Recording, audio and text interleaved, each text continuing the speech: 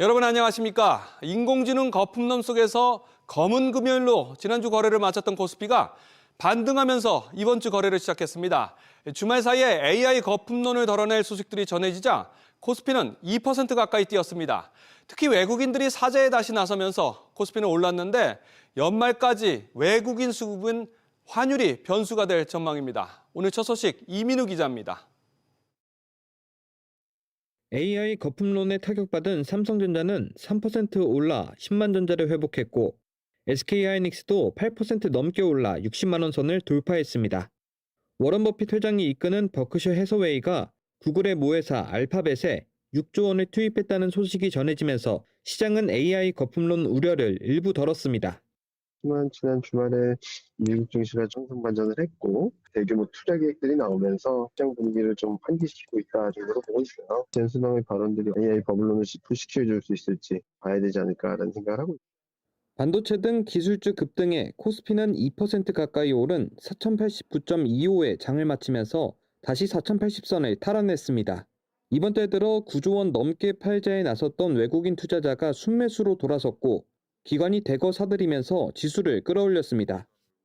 셧다운 자체가 이제 종료가 되면서 좀 달러 유동성 자체가 조금씩은 이제 확대될 수 있는 여건들 자체 외국인의 어떤 순매수 흐름을 조금 자극한 것이 아닌가 보고 있습니다. 환율 자체도 하락 쪽에 좀 무게를 둔다라고 하면 외국인 입장에서는 매수를 하는 게 맞을 것 같고요. 달러원 환율이 열흘째 1,450원대에서 머물면서 고환율이 고착화되고 있는 건 외국인 수급의 변수로 꼽힙니다. 올해 들어 연평균 환율은 1,415원대로 집계됐는데 외환위기가 덮쳤던 지난 1998년을 넘어선 역대 최고치를 기록했습니다. SBS 비지 이민우입니다.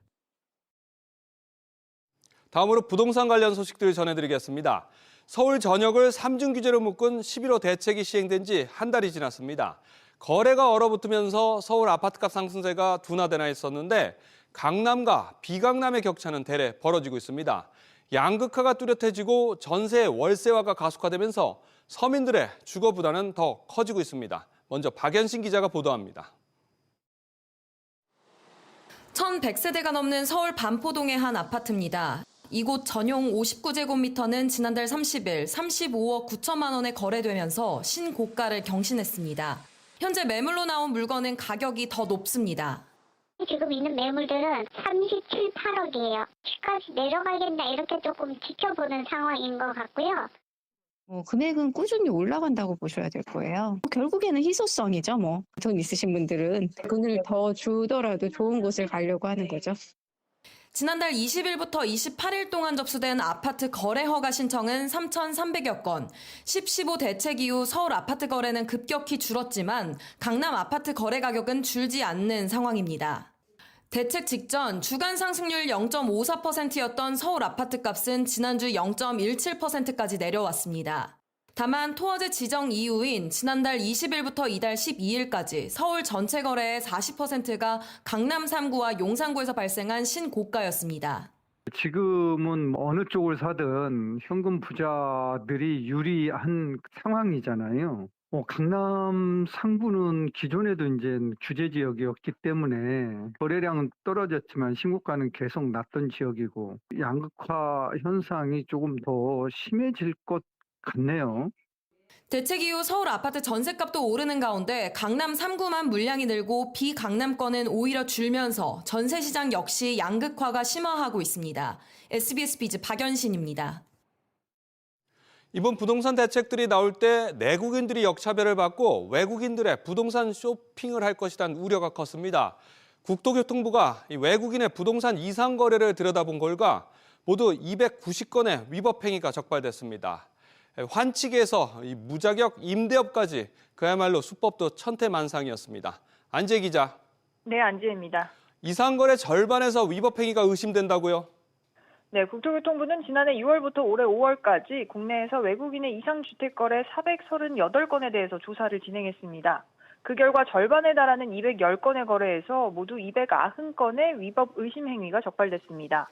거래 금액 및 계약일 거짓 신고가 가장 많았고 이어 편법 증여, 해외 자금 불법 반입, 대출 용도 외 유용, 명의 신탁 그리고 무자격 임대업 등 순이었습니다. 구체적인 사례를 보면 외국인 A씨의 경우 서울의 주택 4채를 매수하면서 매매대금 17억 3,500만 원 가운데 5억 7천만 원을 외화 반입 신고 없이 조달했습니다. 해외 자금 불법 반입이 의심됩니다. 외국인 B씨의 경우 방문 취업 비자로는 임대 활동이 불가함에도 불구하고 인천 아파트 임대 보증금을 승계하고 월세 수입을 얻었는데 무자격 임대업이 의심되는 사례입니다. 특히 많이 적발된 외국인들의 국적은 어디였나요? 네, 중국인이 125건으로 절반가량을 차지해 가장 많았고 이어 미국인이 78건, 호주인이 21건, 캐나다인이 14건 등 순이었는데요. 국토부는 다만 외국인 국적별 거래량 대비 위법 의심 거래 비율은 중국인이 1.4%, 미국인이 3.7%로 미국인의 불법 행위 혐의 비율이 더 높았다고 설명했습니다. 정부는 관계기관의 통보에 세무조사와 수사 및 검찰 송치, 대출금 회수 등 후속 조치를 진행할 계획인데요. 앞으로 외국인의 위법 행위에 대한 법적 제재 조치 상향을 논의하는 한편 향후 외국인 주택 거래 시 자금 조달 계획서에 해외 자금 조달 내역도 포함할 방침입니다. SBS 비즈 안재입니다. 주말 사이에 발생한 한강버스 사고를 두고 여당에서 오세훈 서울시장을 향한 비판의 목소리가 더 커지고 있습니다. 정부의 11호 부동산 대책부터 종묘 경관에서 논란, 그리고 이번 한강버스까지 내년 6월 지방선거를 앞두고 오 시장과 정부 여당이 사사건건 충돌하고 있습니다. 보도에 유정현 기자입니다. 지난 15일 저녁 승객 82명을 태운 한강버스가 강바닥에 걸려 멈춰서는 사고가 발생했습니다. 운영사인 주식회사 한강버스는 배가 걸릴 정도로 수심이 낮아질 걸 전혀 알지 못했습니다. 지금 이제 갈수기다 보니까 연중 수심이 가장 낮은 상태입니다. 그래서 저희들도 지금 이렇게까지 수심이 낮아질 것으로는 미처 저희들은 예상을 못한 것은 사실입니다. 여당의 칼날은 오세훈 서울시장을 향하고 있습니다. 오세훈 시장이 저는 너무 지금 무리하게 본인의 지적 쌓기를 위해서 이 일을 추진하고 있는 게 아닌가 생각을 하고요. 안전 문제를 충분히 갖춘 이후에 운항을 재개해도 늦지 않다. 오 시장은 한강버스 사고가 정쟁으로 번져선 안 된다고 선을 긋고 있습니다. 어제 자신의 페이스북에 불편을 끼쳐 송구하다면서도 안전 문제를 정치 공세의 도구로 삼는 건 바람직하지 않다고 밝혔습니다. 오 시장은 정부와도 연일 부딪히고 있습니다. 오 시장이 10.15 부동산 대책을 두고 서울시 정비 사업에 악재라며 공세를 펼치는가 하면 정부는 세운지구 재개발로 종묘 경관 훼손 우려를 표명했습니다. 최근 유네스코로부터 강력한 조치를 요구하는 메시지를 전달받았습니다. 이는 외교 문서로서 공식적으로 접수받았습니다. 국가유산청은 유네스코와 지속적인 소통을 통해 김민석 국무총리는 서울시가 광화문에 조성 중인 6.25 전쟁 상징공간 감사의 정원에 대해서도 법적으로 문제가 없는지 따져보겠다며 추가 공세를 예고했습니다. SBS 비즈 유정현입니다. 이재명 대통령이 현재 금융시장을 가난한 사람이 비싼 이자를 강요받는 금융계급제라면서 은행들에 대한 압박 수위를 높이고 있습니다. 은행들의 이 말을 그냥 넘길 수 없었나 봅니다.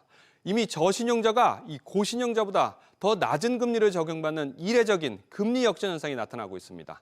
먼저 유선우 기자입니다. 지난달 국내 주요 은행들의 가계대출 평균 금리는 4%대. 원래는 신용 점수가 높을수록 금리가 낮아야 하지만 일부 은행에선 반대 현상이 나타났습니다. 신용 점수가 가장 낮은 600점 이하 구간의 대출 금리가 그보다 높은 구간의 금리보다 낮았는데 격차가 최대 0.4%포인트에 달했습니다. 은행들이 정책에 맞춰 취약계층 대출 금리를 낮췄기 때문입니다. 정부의 포용금융 등 취약계층 금융지원 정책 역량에 따른 것으로 보입니다. 국민들 사이에선 걱정하는 목소리가 더 많았습니다. 취지는 저도 이해는 하는데 그렇게 되면은 고신용자들이 오히려 불합리한 결과를 받아서 공정성에는 더 해치지 않나. 빚을 안 갚았을 때 자신들이 득을 보게 되고 또 좀 더 낮은 금리로 대출을 받거나 아니면 이자 상환에 대해 유예를 받는다고 이제 착각을 하게 돼서 그런 식으로 이제 모럴 해저드가 나올 가능성이 있다고 우려가 됩니다. 업계에서도 장기적 파장을 우려합니다. 신용 높은 사람들이 결국 은행에 대한 불신이 생기고 은행을 이용하지 않게 되거나 해외로 이탈하는 일도 많이 발생할 텐데 정책으로 인해 우리나라 금융 문화나 이런 거에 어떤 파장이 생길지는 잘 모르니까. 전문가들은 포용 금융 압박이 이어지는 만큼 금리 역전이 당분간 지속되거나 더 커질 수 있다고 전망합니다. SBS 비즈 류선우입니다. 이번 대통령의 금융계급론의 취지는 가난한 사람이 고리이자에 내몰려서는 안 된다는 선의에서 출발했습니다. 하지만 통계를 살펴보니까 실제로는 저소득이 곧 저신용이라는 전제와는 거리가 있었습니다. 무엇보다도 저신용자라고 무조건 낮은 금리를 적용했을 경우에는 대래 빚을 잘 갚는 사람들이 불리해지는 역차별을 받게 되고 또 빚을 안 갚아도 된다는 도덕적 해이를 확산시킬 수 있다는 지적이 나옵니다. 이어서 이한승 기자입니다. 이 대통령의 금융계급제 비판의 핵심은 가난한 사람의 금리가 높다는 겁니다. 정말 소득이 낮으면 금리가 높아질까요? 신용점수가 840점을 넘는 고신용자 중 소득 하위 30%인 저소득자는 202만 명이 넘었습니다. 중소득자까지 포함하면 고신용자이지만 고소득자가 아닌 차주는 전체 고신용자의 48%로 절반에 육박했습니다. 저소득자도 고신용자가 많다는 뜻입니다. 실제로 한 신용평가사의 신용평가 시 반영되는 항목에 소득은 거의 영향을 미치지 않았습니다. 대출을 내주는 은행들도 신용평가의 소득 비중이 높지 않다고 설명합니다. 신용평가 시 소득 수준보다는 과거 금융거래의 성실성과 부도 위험 등이 중요시되고 있습니다. 신용도는 빚을 성실히 잘 갚았는지를 보는 건데 그냥 저신용자 금리를 싸게 해주면 저소득자에게 돌아가는 효과는 크지 않고 오히려 성실하게 갚을 이유가 약해질 수 있습니다. 특히 금리를 강제로 낮춰서 생기는 부담은 자연스럽게 금융사의 몫이 되면서 또 다른 부작용으로 이어질 수 있다는 지적입니다. 강제로 하는 것은 결국은 관치금융이고요. 금융사의 주가를 전반적으로 하락시키고 그 우리나라 금융 시스템의 신뢰도를 저하시키는 그런 효과를 유발합니다. 금융당국은 이번 주 5대 금융지주를 불러 이미 발표한 포용금융 이행 계획을 점검하고 저신용자의 금리 인하 방안까지도 논의하겠다는 계획입니다. SBS 비즈 이한승입니다. 선의가 좋은 결과로 이어지지 않는 상황은 또 있습니다. 정권이 바뀔 때마다 이름만 달라지는 대표적인 지원 정책 중 하나가 바로 청년 저축 지원 사업입니다. 사회 초년생들인 청년들의 자산 형성을 돕겠다는 취지는 이해가 되지만 이게 한번 만들면 만기까지 없애기도 어렵고 더구나 비슷한 사업들이 부처별로 난립하면서 재정에 부담을 주고 있다는 지적이 예산을 심사하는 국회에서 나왔습니다. 정강은 기자가 취재했습니다. 청년 희망 적금의 청년 도약계좌, 청년 미래 적금까지 정권마다 새로 생긴 청년 정책 적금들이 정권이 바뀌어도 그대로 남으면서 모두 10개가 중복 운영되고 있습니다. 대상과 기준이 조금씩 다르지만 정작 청년들조차 잘 모릅니다. 2개 정도 아는 것 같은데 그것도 대략적으로 하는 거라 소득 기준 같은 것들을 좀 산정하는 데서 좀 많이 어려움을 겪었던 것 같아요. 일일이 다 비교대조 하면서 알아본 게 아니거든요. 거기 앞에 청년만 붙었을 뿐이지 뭐가 다른지 잘 모르겠더라고요. 광고는 사실 제일 높은 이율로만 광고를 하잖아요. 막상 들어봤을 때 그 이율만큼 다 받을 수 있지도 않았었고. 6개 부처에 흩어져 운영되는 청년 적금의 내년 예산은 모두 3조 원, 올해보다 40% 넘게 급증했습니다. 윤석열 정부의 도약계좌는 올해 말 신규 가입을 끝으로 이재명 정부의 미래적금으로 대체되지만 기존 가입자들에 대한 예산 지출은 만기 때까지 지속되기 때문입니다. 행정적, 재정적 비효율을 감안하면 중구난방으로 벌린 사업들을 손봐야 한다는 지적입니다. 저별 유사 목적 사업이 중복 추진되면서 제도 간 연계성과 효율성이 저하되고 있으므로 주정책이 마련이 필요합니다. 이를 통해서 장기적으로 통합적인 재정 운영 기반을 마련해야 된다고 생각합니다. 또 정규직 중심인 청년 적금 지원 대상을 특수고용직과 비정규직 등으로 폭을 넓혀야 한다는 분석입니다. SBS 비즈 정광윤입니다. 손해보험사들은 지난 4년 연속 자동차 보험료를 낮춰왔습니다. 하지만 올해는 이상기후 영향에 이 자동차 보험 손실이 더욱 커지면서 내년에는 보험료가 오를 가능성이 높아졌습니다. 오서영 기자의 보도입니다. 손해보험업계 1위 삼성화재는 지난 3분기 자동차 보험에서 648억 원의 적자를 기록했습니다. 내년 자동차 보험료 인상 검토에 나선 이유입니다. 폭우가 강타한 올해 다른 보험사 사정도 같습니다. 현대해상도 3분기 자동차 보험에서 553억 원의 손실이 발생해 5년 만에 적자 전환했습니다. 올해 9월까지 대형 손보사 4곳의 누적 손해율은 85.4%로 지난해와 비교하면 4%포인트 가까이 뛰었습니다. 지난해 말 손해율이 83%까지 오른 걸 보면 폭설이 반영된 올 연말 누적 손해율은 88%까지 상승할 거란 관측이 나옵니다. 사고가 너무 많이 나서 보험금을 많이 지급하다 보면 올라가는 게 손해율이라는 거예요. 그 다음 연도에는 그 보험제도를 동일하게 유지하기 위해서는 경비 절감이나 이런 것들도 보험사에서 검토를 하겠지만 갱신하는 보험료를 좀 올릴 수밖에 없는 구조인 것이죠. 다만 자동차 보험료 인상이 소비자 물가 부담으로 이어진다는 점이 주요 변수가 될 것으로 보입니다. 해지할 수는 없는 거고 고정 비용으로 이제 인식이 되는 자동차 보험료가 많이 오를 경우에는 집 사는 데 많이 들어가는 분이라든가 가계 소비 여건이 안 좋아지는 거죠. 민간 소비가 줄게 되고 성장률 악영향을 주지 않을까 생각합니다. 지난해도 업계는 차 보험료 인상 필요성을 주장했지만 물가 상승 압력이 커진다는 이유로 금융당국이 제동을 건 바 있습니다. 차 보험료는 지난 2022년부터 올해까지 4년 연속 인하됐습니다. SBS 비즈 오서영입니다.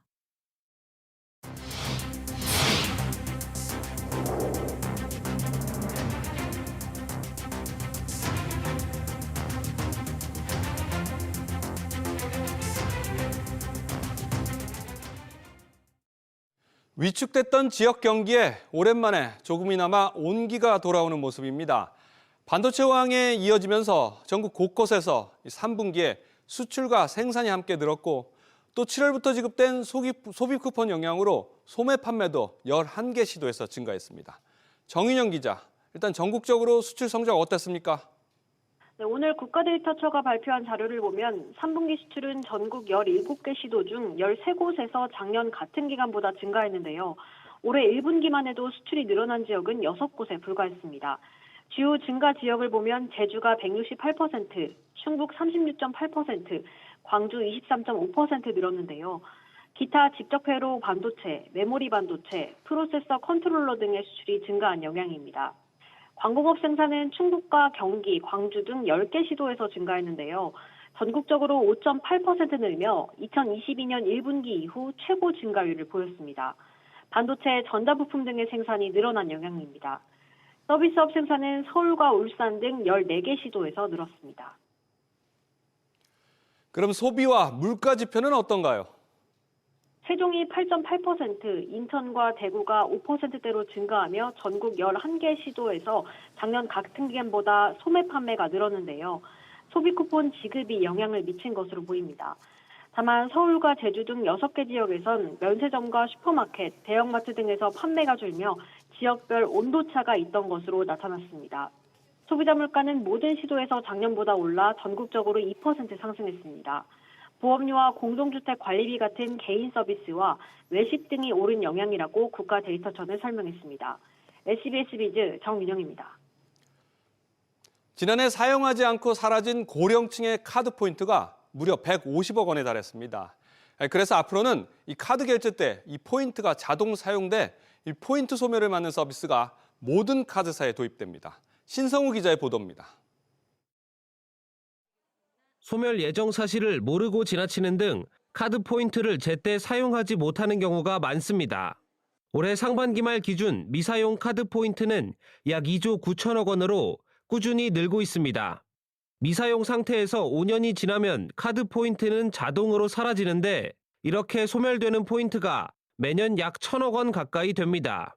특히 고령층 소멸액은 지난해 기준 150억 원으로 2020년과 비교해 40% 가까이 증가했습니다.